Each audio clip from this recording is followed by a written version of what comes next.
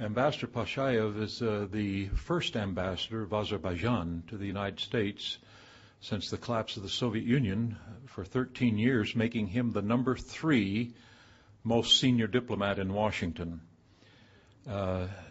which is quite a distinction. However, he wants to go home, so that may not last very long. He is an academic by profession, a physicist, not a career diplomat.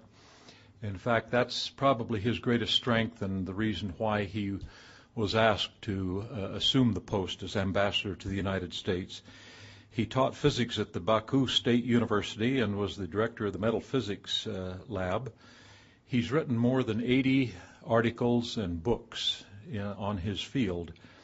He received his degree in 1971 and then a doctorate in solid state physics, and then pursued his graduate work or postdoctoral work at the very prestigious Institute of Atomic Energy in Moscow. He then studied at the University of California in Irvine in the mid-70s. Ambassador Pashayev he and his wife are the parents of 2 children, both of whom live in Baku, and they have 4 grandchildren. And he told me that privately that's the reason he wants to return to Baku is for the grandchildren. So, Mr. Ambassador.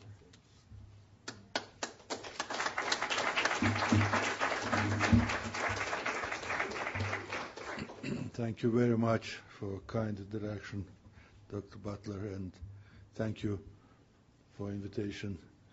I got to speak in this great institution, and I wanted to start with telling that you probably not feel yourself privileged enough to live in this beautiful environment. It's an unbelievable beauty you have in this valley, and with this beauty you have also excellent learning institutions, which I visited both now, and I have full knowledge to tell back at home. And I promised my hosts that I will do my best to create some relationship between Azerbaijani students and students in Utah and in these 2 institutions. So let me start with maybe simple thing to show where is Azerbaijan located. I don't know how you are familiar with that, but this is our flag, this is our symbols, and this is a map of Azerbaijan, which will not give you full idea where it's located, but I will try to find another map. This is it. This area, which is between Caspian Sea and Black Sea, and we call this area South Caucasus. And sometimes with Azerbaijan, people referring to Azerbaijan to Central Asia, but it's not quite right because we consider ourselves as part of South Caucasus. And why I'm saying that, because we definitely consider ourselves as a European country. And as you know, it's a border between Europe and Asia goes by river of this river, Volga River, which comes to Caspian and goes. So this is we are part of Europe, and politically we are part of Europe because we are member of a political organization like Council of Europe and Organization Security Cooperation Europe. So this is area, as you see, between Russia and Iran. And in the west we have Turkey. So as you know from history, this is from ancient time. We were always some in interest of three empires: it's Russian Empire, Persian Empire, and Ottoman Empire. So if you will visit Azerbaijan, I believe you will find elements of all three cultures and civilizations. So Azerbaijan became independent in 1991 after collapse of Soviet Union. And as all other former Soviet republics, with independence, we got tremendous problems because political collapse of Soviet Union brought economic collapse of all countries of Soviet Union. So it was a great challenge how to convince ourselves and others that we will be reliable and strong independent country. So in our case, in our particular case, Azerbaijan unfortunately had also conflict with Armenia, with neighboring Armenia at that time, and we had even war with Armenia since '94. We have ceasefire, and we still have a situation which is no war, no peace. But international community, mostly Organization Security and Cooperation of Europe, helping us to bring peace to region. So in 1991, when we became independent, we understood that to achieve our goal, major goal, to confirm our independence, we have to bring Western interest to region. So in our case, it was somehow we had some advantage. We had, of course, we well-known oil and gas country, so we decided to start exploration of our oil and oil reserves, mostly on Caspian sector of Azerbaijan, together with Western companies. And in 1994, we managed to sign contract with consortium of Western companies, and it was companies around 10-12 companies, and from eight countries, and it brought some visibility to Azerbaijan, and it brought also confidence that any aggression or any attempt from our powerful neighbors will be somehow balanced by interest of Western countries. So in 1994 we signed this contract, and since that time we started to develop our oil reserves. And immediately after signing, we decided also to build a pipeline to deliver this oil to Western market, because before we had only one pipeline, and I will try to find this map.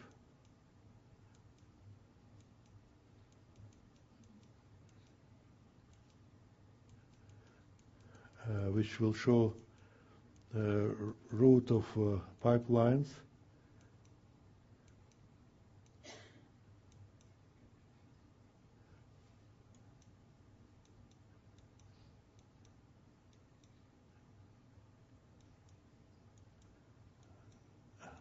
Do I miss this map or not? I don't know.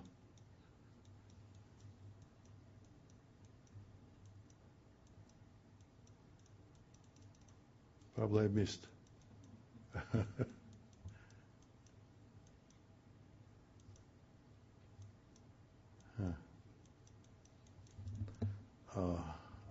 definitely I need some help from students. Oh, this is it. Okay. So before we had only one pipeline from Soviet time. We had this pipeline which delivered our old oil reserves to Black Sea port Novorossiysk, which is Russian port, and it was not so big pipeline. So for new oil coming out, we definitely needed new pipelines. It was the reason why in 1996 we built another one, this red line to Black Sea port in Georgia. And it was also not so big pipeline, but the capacity of this pipeline was approximately 250,000 barrels a day. But for future oil, we were trying to build new big pipeline, which is now well known and already built pipeline, which we call this Baku-Tbilisi-Ceyhan pipeline, which goes to Mediterranean Sea. Now, the first time, landlocked Azerbaijan got access to world market through open sea. So it's a situation with pipelines, of course, and all this politics and economics of this pipeline was so difficult, it's so important that it took 10 years from decision to build and to end of construction. And we went through, of course, difficult time of negotiations and political struggle mostly with neighbors, with Russia and Iran. But we had great ally of United States, which politically helped us and supported us in that decision. And we were able, because of that support, we were able to succeed. By 1995, we managed to stabilize political and economic situation in Azerbaijan, and we were able to come to a point when we started to grow our economy. Since 1997, 2004, we had economic growth, annual economic growth, 10%, and last year it was even bigger. And last year, 2005, we had 26% GDP growth. It's very impressive growth, and it's mainly, of course, it's due to our energy policy.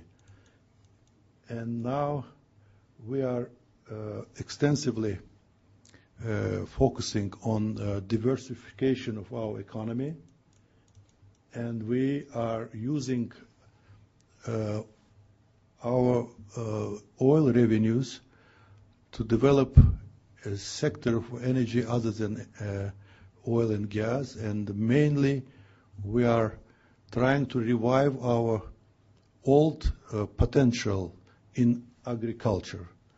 And it is probably not so well known that Azerbaijan was the biggest grape producer in former Soviet Union when up to the campaign when Gorbachev started in 1985 to fight this alcoholism. I don't know if you recall this time. And by that time, we had production 2 million tons a year of grapes. And we had a very big wine producing industry. And after that policy, of course, Soviet time, it was just all grape plantations were just cut down, and we are now reviving this, and our policy to use our oil revenues for improving situation with our agriculture industry. So we know that to go forward with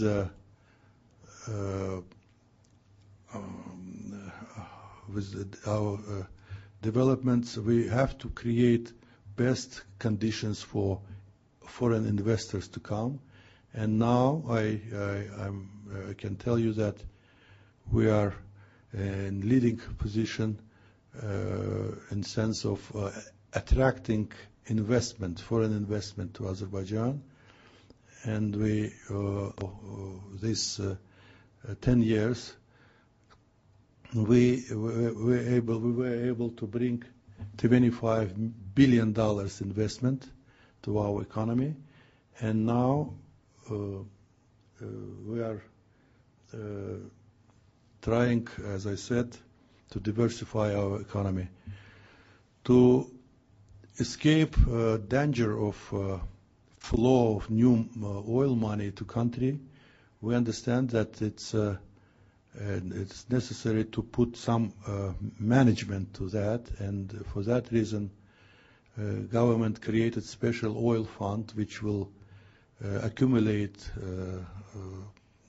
oil revenues, and we designed this fund in a way which we will use for future generation, especially mostly for infrastructural projects in future. So this is a policy which allowed us, in spite of a growing flow of money, we managed to keep this inflation rate in one-digit number.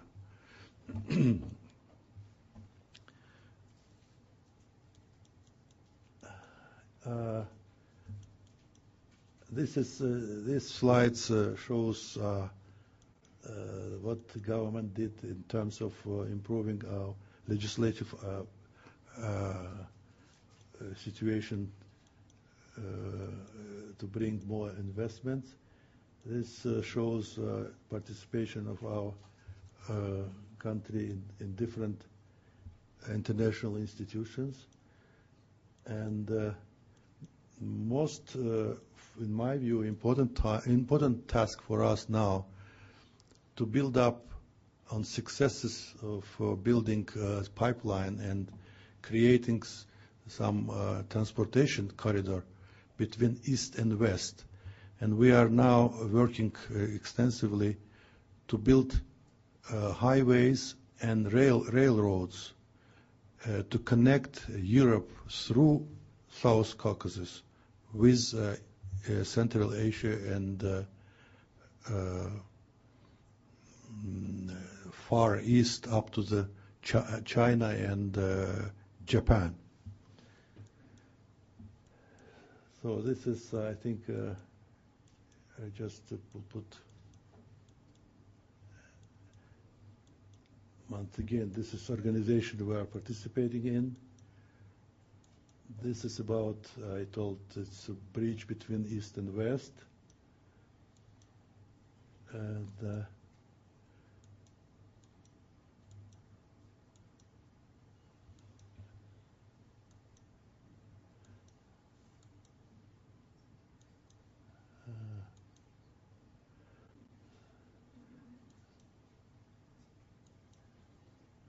and this is a picture of unique city on the sea.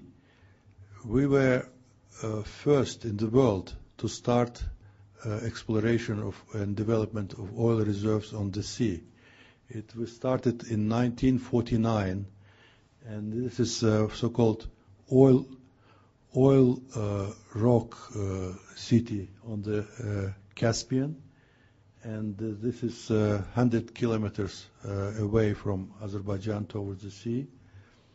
And after, of course, that time, we discovered many other oil fields, oil reserves in the Caspian, which are right now under exploration.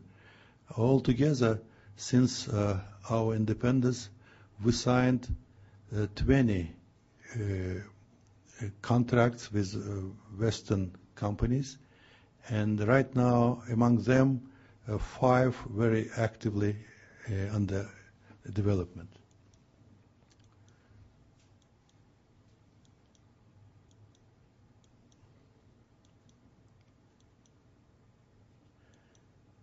A couple of words about our relationship with the United States. We have, I would call it a strategic partnership relationship with the United States. From first day of our independence, we created extremely good contacts and policy which works in benefit of both countries. And interest of the United States in Azerbaijan initially was energy, of course, but later on, interest of the United States became more in having in this region of the world stable, independent countries, which will give confidence to all of us that this difficult fighting with terrorism will be somehow prevented in this region. So we have, since 2001, we have very strong partnership relationship with the United States, and we have right now troops in Afghanistan, we have troops in Iraq, fighting together with Americans and other coalition members. You can see that the number of U.S. companies operating in Azerbaijan pretty big, 300. It's if this actually itself brings interesting changes in the country. If we had previous years, we had mostly young people learning Russian language to go to Russia for business opportunities, but now it's mostly young generation goes to English schools to learn more, because all these companies providing excellent opportunities for young people to get good paid job.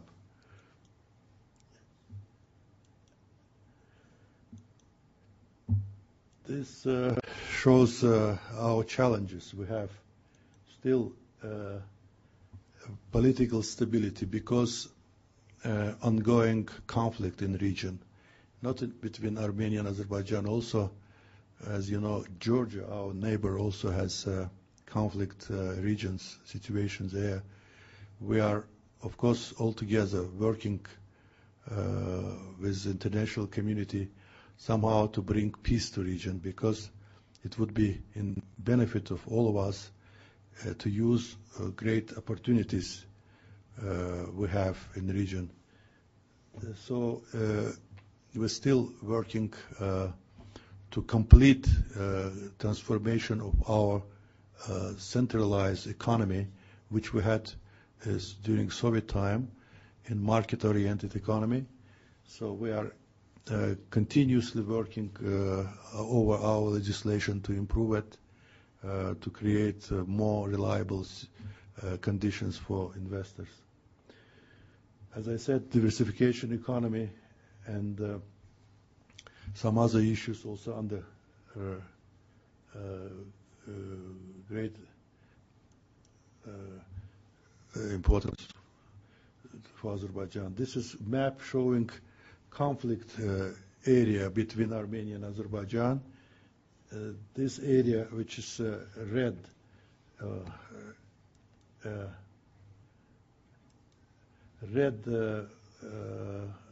area, it's so-called Nagorno-Karabakh region of Azerbaijan, which is right now with some other 7 regions of Azerbaijan under military occupation from Armenia. And from this region, we have extensive number, a big number of refugees and displaced people who now settled in these camps. And it's, as you can imagine, in the country with 8 million, little more than 8 million people, to have 1 million refugees and displaced population, how great burden we have still, in spite of our good economic situation, still it's not easy to overcome these difficulties. But we are, as I said, working with the international community to bring peace to this region.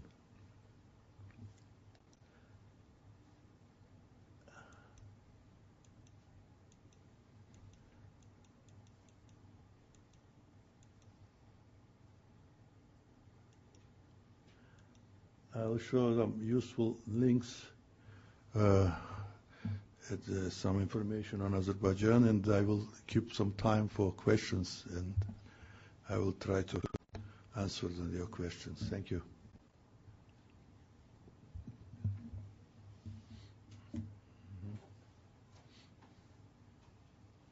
Yes, please.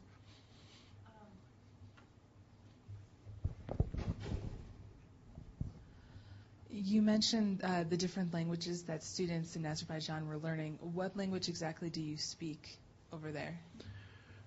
Our native language is Azerbaijani language, which is Turkic group language. And we, even during Soviet time, because I don't know how you're familiar with Soviet constitution, but Soviet constitution allowed each republic of Soviet Union to have own official language. So since our being a part of Soviet Union, we already had our own language which we used as state language. But right now we have, of course, legally and officially it's a language we named this Azerbaijani language. But people using extensively Russian also. And interesting that young generation who was born just before independence, now they less Russian speaking than English speaking language. So this is effect of economic changes in Azerbaijan. Mm-hmm. Yes. Good afternoon. My name is Alexander Kuznetsov. I'm here visiting researcher from Russia. That's why probably I'm among all these people knew a little bit more about Soviet Union, about Russia, about relations between Russia and the United States, Russia and Azerbaijan. So I just check this website, the first one, Embassy.com, and I just find several points which are foreign policy priorities of the Republic of Azerbaijan, and I have several questions in connection with these points. The first one, the first point is the first priority is elimination of threats and risks to security, political independence, sovereignty, and territorial integrity of Azerbaijan. So the first question, what are the threats and risks? Who these risks for political independence and sovereignty? The second point is... Let me answer the first question, okay. Otherwise I will forget okay. your question. Of course, this region, as I said, this is extremely interesting region in terms of danger in all sense. Of course, now I can be more comfortable that situation stabilized and Azerbaijan recognized as independent country. But 10 years ago, it was not a situation like I would say that we're just secure of any threat.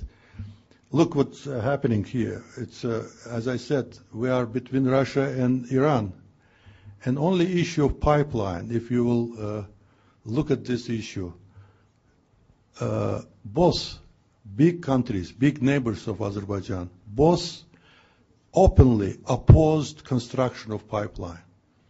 And Russia and Iran, very capable countries. They are very mighty countries in terms of military, in terms of diplomacy, in terms of economic power. So for us, it was not so easy to decide. I can tell you that our first government in '92, when first government of independent Azerbaijan failed because they decided to sign oil contracts with Western companies. And just on and second government of Azerbaijan, when the second government was more skillful, of course. For example, to bring interests of Russians to region, to Azerbaijan, we decided to invite Lukoil company to be part of consortium. So it brought confidence to us that in case of participation of Russian company, at least Russia will not oppose intentions of Azerbaijan to bring American presence to region. Azerbaijan was first country which brought Americans to Caspian region. It was by itself, it was very courageous step, which had some on the ground some difficulties and dangers. And I will tell you, it's interesting stories. I can tell you many interesting stories. I will mention one. Just before signing this contract with consortium of Western companies, we signed this contract in 1994, September 20th. And President of Azerbaijan, 5 days later, came to Washington to meet with leadership of United States. 3 days later, highest our officials were killed, and criminals were released from jail.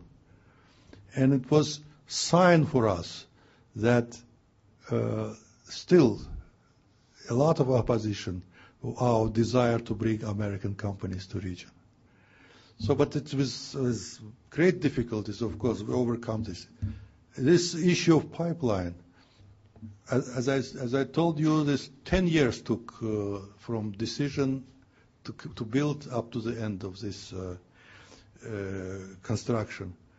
And many people, because of opposition from Iran and Russia, would call it not oil pipeline, dream pipeline. They would say that it's Azerbaijan is dreaming. It will never happen. First of all, it was big investment. It's huge. It was a $3.5 billion project. First of all, it was not easy to bring investors to region where it was not so reliable and confident situation. So, but we managed this to do. So it's a threat and risks always with us, but now it's much less because, for example, Russia, since Putin came to power, Russia became much more friendly to Azerbaijan because Putin himself, very pragmatic leader, and he understands that prosperous and good neighbor Azerbaijan might be in benefit of Russian interest also in the region. So we have a very good relationship with Russians. Now We have still a difficult situation with Iranians because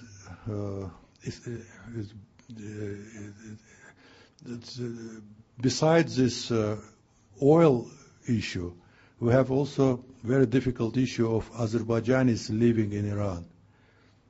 25 million ethnically Azeri population living in Iran, in northern part of Iran. So for them, for Iranians, it's not convenient situation when on the northern part of Iran they would have some prosperous Azerbaijan which will be some example for own population. So another threat, of course, terrorism. Our region is crossroad of everything. You know, it's Afghanistan, Iran, Iraq. It's too close to us. So this is we cooperating with the United States, and they are helping us to put some facilities to prevent some trafficking of narcotics and human trafficking, so everything. So we have still we have to be very careful, and we have to work carefully to prevent all these dangers. What's your next question? The next one is concerns with this point, liquidation of the consequences of military aggression of Armenia against Azerbaijan. Yes.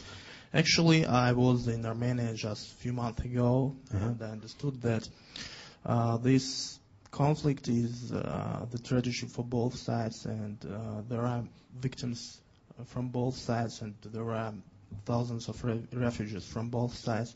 And actually, I unfortunately cannot see any way of decision of this problem, because both sides have very strong positions, and they are not flexible. So do you really think that it's possible in the near future to overcome this conflict? I am cautiously optimistic, I would say, because no other way for two countries which are neighbors to each other to live. We have to live together. And of course, you are right. It's very difficult conflict. It went too far, too much suffering from both sides.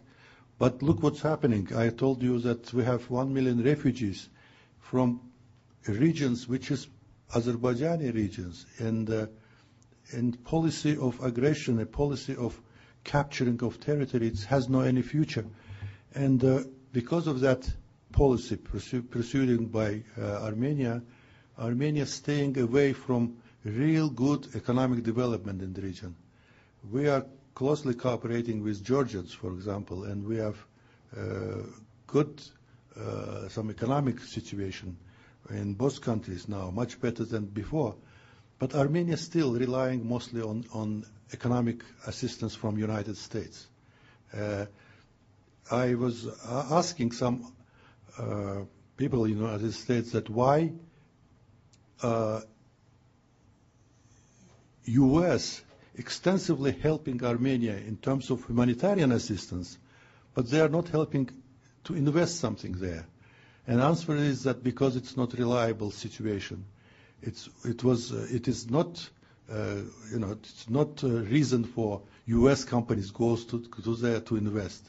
So we were very close to solving this problem in 1997, when previous president of Armenia, Petrosyan, agreed on formula to keeping territorial integrity of both Armenia and Azerbaijan, and to give highest level autonomy to people in Nagorno-Karabakh. It was formula which was agreed by both sides. And unfortunately, it's some, I don't know what forces did this, but you remember this, probably you're too young to remember. It's killing in Armenian parliament, when one guy just killed 7 members of parliament, and that agreement came to the end.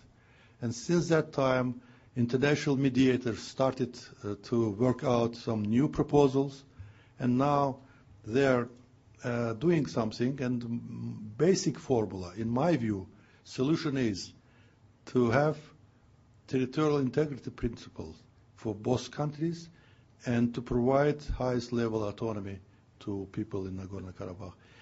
It's international community and countries like United States, France and Russia and the European Union, it's ready to provide security guarantee for people in the region. So I think it's goodwill, of course, and realities actually will somehow to awaken Armenians to just refuse and to stop to have some claims over territories of the neighbors. By the way, these Armenians, unfortunately, because they got these territories right now, they are now have some problems with Georgians now. Now they're claiming that probably they can get some territories from Georgia also.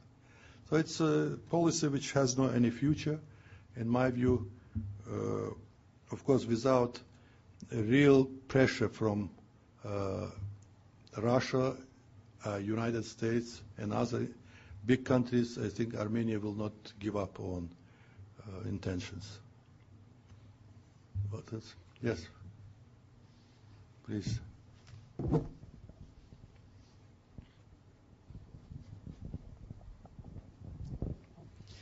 How would you compare religious freedom, political freedom, and freedom of speech in Azerbaijan with that which we experience in the United States? And has there been any change in your country in the last 20 years? Very good question. This is, I think, part of transformation we are going through. We are coming from communist and Soviet, from Soviet history. It's all these issues, of course, under development right now. But on issue religious freedom, we were always very tolerant, and we are actually praised by United States and others. A situation with religion excellent in Azerbaijan. We have no any complaint. For example, I am personally involved in many cases how Jewish community of United States trying to help Jewish community in Azerbaijan, and they are very happy with that realities which they have in Azerbaijan.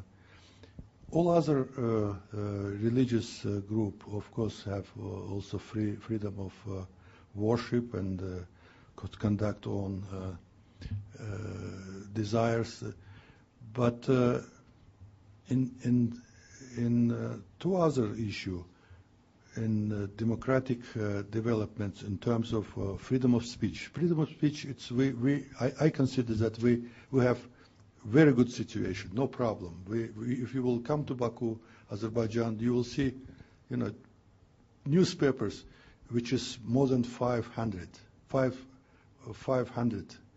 newspapers, and among them 80% opposition newspapers. They are writing everything they want. With the practice of election, I think we have some problems because it's a cultural problem coming from, once again, from our recent history. I can give you one example. For example, last election, one head of own family brought ballot of all family to voted to vote for all family. It's election commission saying that no, it's not allowed. He said that no, I am head of family. I know how they want to vote. I have to vote. And he had some fighting with election commission member. So it's this kind, shows how this is also cultural issue, educational issue. But last election, fortunately, was very well covered by internal and outside press, and it brought a lot of discussions, both in positive and negative way. But the outcome was, for me, that we made one step forward in terms of democratic development.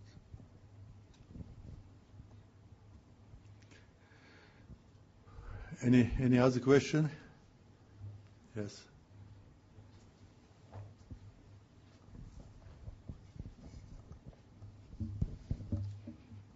In terms of bringing I'm not going to say it right, Azerbaijan out of obscurity, kind of as a smaller country that's becoming independent, what things have you seen in the last few years that the country has done to promote that? Promote security? Promote bringing the country out of obscurity and becoming more independent. Obscurity? Yes. More visible? More visible. Oh, yes. okay. This is most important part of my job, of course, to try to make sure that Azerbaijan will be known in the United States, for example. Of course, from my own experience, I can tell you that now it's much better situation. Look, we are talking about Azerbaijan in Utah, and 10 years ago, even in Washington, in New York, not many people knew about Azerbaijan. This is, I think, also a sign of our time. It's world changed. Now, probably you have seen this name of my presentation. It's globalization came. And even small country like Azerbaijan became important. For example, because of geographic location, by only that fact, I think Azerbaijan is important. Put aside some oil and some other stuff. Geographical location of Azerbaijan, very important for Europe, very important for United States, because Azerbaijan has strong ally of United States in fighting of all dangers, including international terrorism, is becoming more visible. And I am trying to promote Azerbaijan, and I am using any opportunity to speak, and especially at the universities. And by own policy, I think Azerbaijan also doing good, doing well, and showing importance of Azerbaijan for world.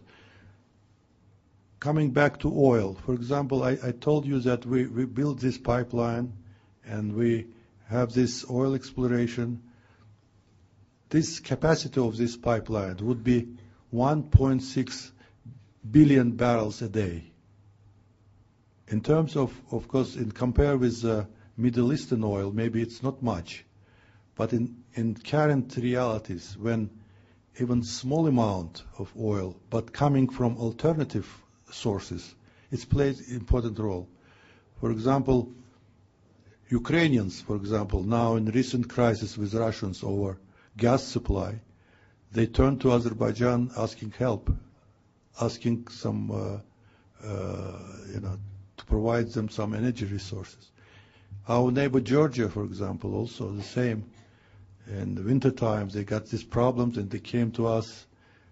And we still have our own problems, but we are coming to help.